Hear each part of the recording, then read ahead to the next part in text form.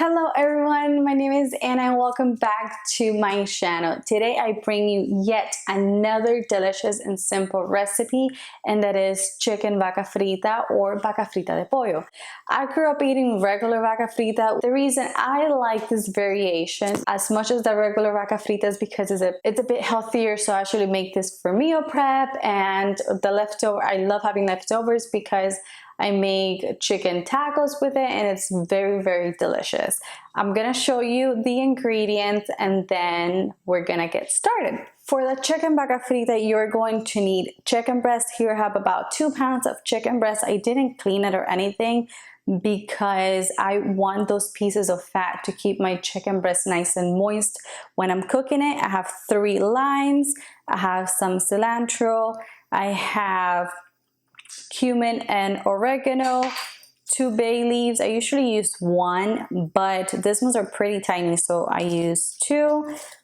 Garlic, a white onion, oil, pepper, salt, and water to boil the chicken. These are all the ingredients you're going to need, and now we're going to get started with the chicken. To boil the chicken breast, I am going to use the pressure cook feature on my Instant Pot. I find this is the easiest way. I only have to boil it for around 10 minutes or so, and the chicken comes out perfect. You can also do this on a regular pot on the stove, but it's gonna take a little longer, about like 20 to 25 minutes.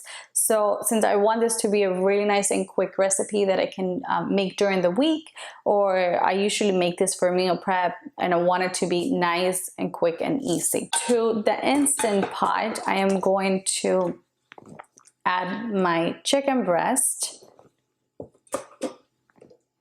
Like I said, I have about 2 pounds here. And I am going to add my water.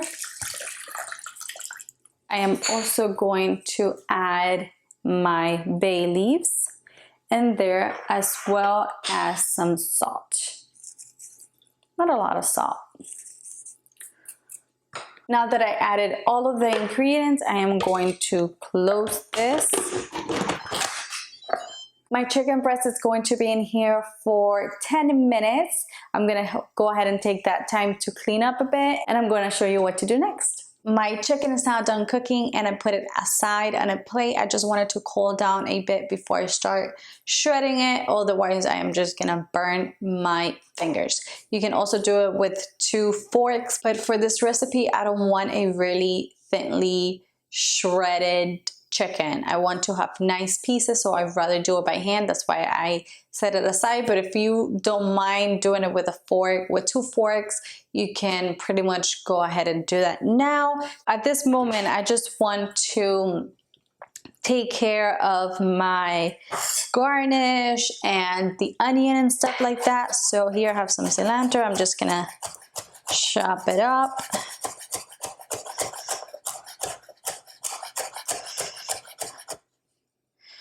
Okay, these are too big. Just gonna remove a few of the stems. I have my cilantro, and now I am going to start on the onion. And I am just going to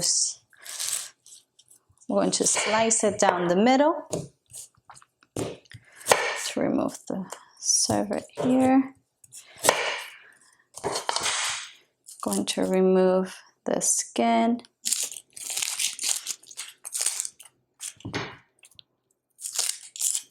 And what you want to do is just thinly slice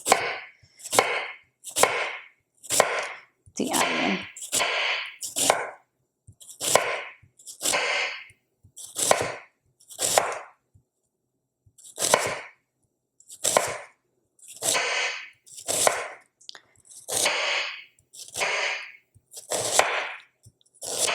Here I have half an onion. I think I am going to do the other half. I like a lot of onion in mine, but you can do as much or as little onion as you wish. I am done slicing my onions and chopping my cilantro. I am about to chop my garlic. We're going to shred the chicken. After we're done doing this, it's going to come together in a matter of minutes.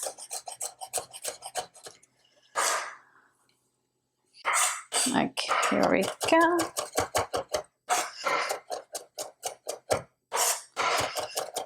Okay, I don't want to chop this too small since we are going to be working with high heat. These can burn very, very easily. Here's my my cooked chicken. I am just going to shred this. I'm going to do it with my hands. I am going to use the help of a fork just because it's not completely cooled just yet. And I don't want to burn myself. Okay, so I'm gonna finish all of the chicken, and after I am done, we're gonna go ahead and just finish this whole thing. I just finished shredding my chicken, and I wanna run you through the ingredients one more time just so you know everything you need to have ready. You need your shredded chicken, pepper, salt, your cumin and oregano, your chopped cilantro, chopped garlic. Remember not to chop these very thinly, otherwise they're going to burn, and we don't want that in the final dish. Limes, your sliced onions, some neutral oil. I'm using canola oil, but you can use olive oil. I don't recommend using extra virgin, otherwise I feel like it competes with the other ingredients a little bit and I don't enjoy the taste as much. So just like a neutral oil, but if you want to use extra virgin olive oil, that's fine. And I did reserve a little bit of the water that my chicken cooked in. Sometimes I need it, sometimes I don't. This is everything that you need to have ready, because since everything is going to be cooking very quickly from now on, you don't want to be slicing onions or doing anything like that in the middle of the cooking process. I'm gonna take you over to the stove and let's get cooking. Here I have the largest pan I own. I turn up the heat all the way to medium high, like going to add about 3 tablespoons of oil. To this, I am going to add my onions. And you really want those onions to start caramelizing and develop a bit of color. We're going to let this cook for about a minute. And the reason I picked the largest pan I own is because I really want the chicken to cook in a single layer. That way we're really gonna get those nice crispy pieces. Our onions have now been cooking for about a minute, and we're gonna go ahead and add our garlic.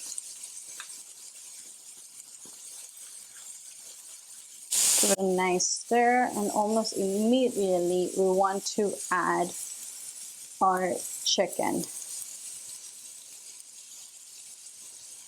So there's a lot of chicken.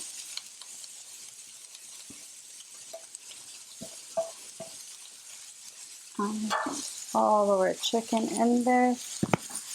Really take your time. So you can see our chicken has absorbed all of that oil, so we do need to add a little bit of the stock.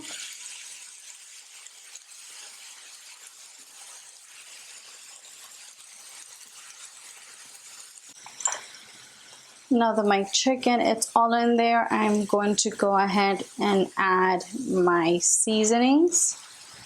And this is, you have to really try it. Sometimes, you know, you have to try to see how you like it. You might want a little more oregano, you might want a little more cumin. So that really depends on your taste.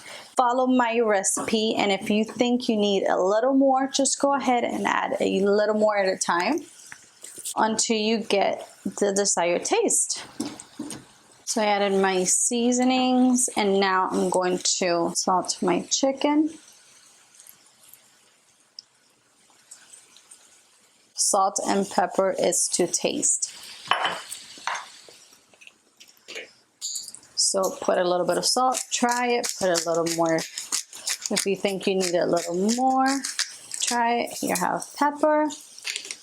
I'm going to add a little more oil.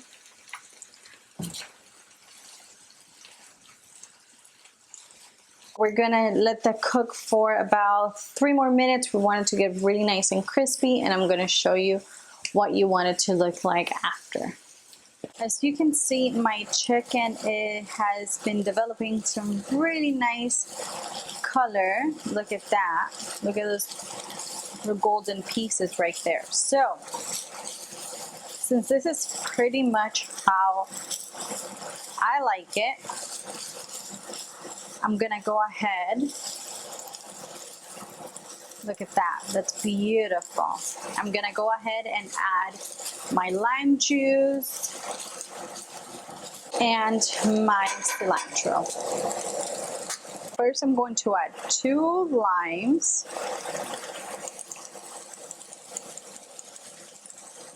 And if I think I need it, I'll add the 3rd one. I do like my Vaca Frita very lemony. And at this point, I'm also going to go ahead and add not all of my cilantro. I'm only going to add about half, because the other half I am going to leave so I can make it look very nice and pretty when I'm plating it. So let me go ahead and mix that around a little more.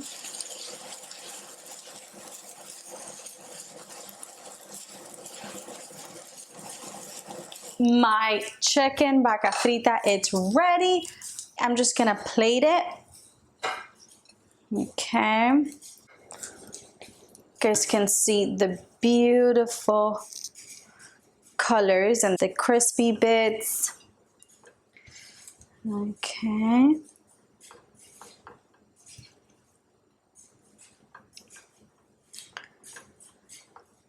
There we go.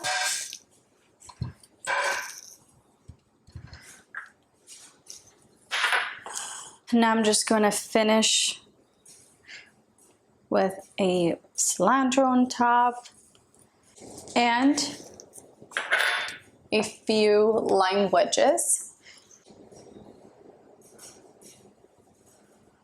And there you have it, this simple and definitely delicious chicken Vaca Frita that you can do in under 30 minutes. I'm just gonna get a little piece to try it.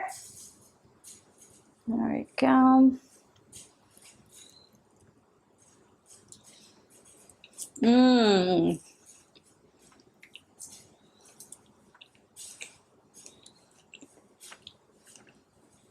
What I love about this is that the chicken is surprisingly not dry. You guys know the chicken breast tends to be really dry, but this is not, because we did add some of the water back into the chicken as it was cooking to bring it back to life.